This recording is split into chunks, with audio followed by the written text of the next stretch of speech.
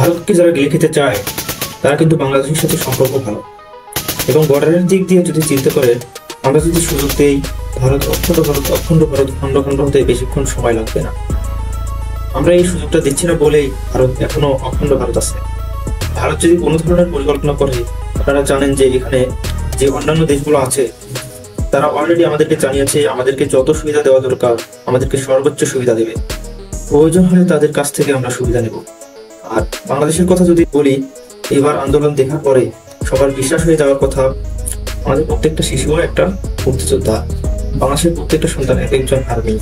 ইনশাআল্লাহ বাংলাদেশের জায়গায় থাকবে, বাংলাদেশ স্বাধীন রাষ্ট্র হিসেবে ছিল, স্বাধীন রাষ্ট্র হিসেবে থাকবে।